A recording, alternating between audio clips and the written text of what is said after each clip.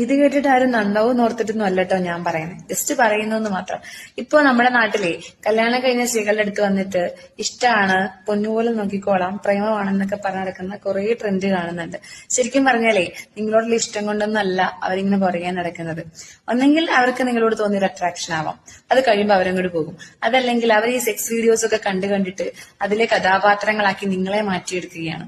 നിങ്ങളോടുള്ള അവരുടെ ആ കാമത്തിന്റെ ഒരു ആവേശം കഴിയുമ്പോൾ അതിന്റെ എക്സ്പെരിമെന്റ് എന്താണെന്ന് അറിഞ്ഞു കഴിഞ്ഞാൽ, അതിന്റെ ആവേശം എന്തെന്ന് അറിഞ്ഞു കഴിഞ്ഞാൽ അവരവരുടെ കയ്യിലെ പൊടി തട്ടിട്ട് അങ്ങോട്ട് പോകും. ഈ പ്രേമിക്കുന്നവനും കാമിക്കുന്നവനും ഒന്നും ഒരു ചെലവുമില്ല. നിന്നെ നിന്റെ ഭർത്താവ് നോക്കുന്നത് കഷ്ടപ്പെട്ട് ജോലി ചെയ്തിട്ടാവും. പക്ഷെ പ്രണയിക്കുന്നവൻ, കാമിക്കുന്നവന് നിന്നെ നോക്കേണ്ട ആവശ്യമില്ല, നിനക്ക് നല്ല ഡ്രസ്സ് വാങ്ങിച്ചു തരേണ്ട ആവശ്യമില്ല, നിനക്ക് 3 നേരം ആഹാരം ഉണ്ടാക്കി തരേണ്ട ആവശ്യമില്ല, നിന്നെ ഹോസ്പിറ്റലിൽ കൊണ്ടുപോയിട്ട് ട്രീറ്റ്മെന്റ് നടത്തേണ്ട ആവശ്യമില്ല. അങ്ങനെ നിന്നെ സംബന്ധിക്കുന്ന ഒന്നിനും അവന് ഒരു ചെലവുമില്ല. ആകെയുള്ള ചെലവ് എന്താ? രാവിലെ എണീറ്റിട്ട് ഗുഡ് മോർണിംഗ്, വൈകിട്ട് ഒരു ഗുഡ് നൈറ്റ്, ഫുഡ് കഴിച്ചു എന്നൊരു ചോദ്യം, പൊന്നേ മുത്തി എന്നുള്ള 2 വിളി. ഇതിൽ അവൻ നിന്നെ വീഴ്ത്തുന്നുണ്ടെങ്കിൽ നീ പൊട്ടിയായതുകൊണ്ടാണ്.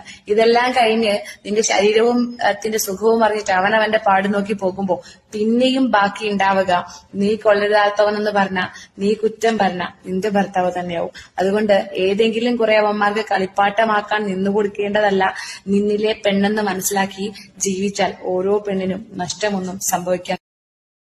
Download ShareChat.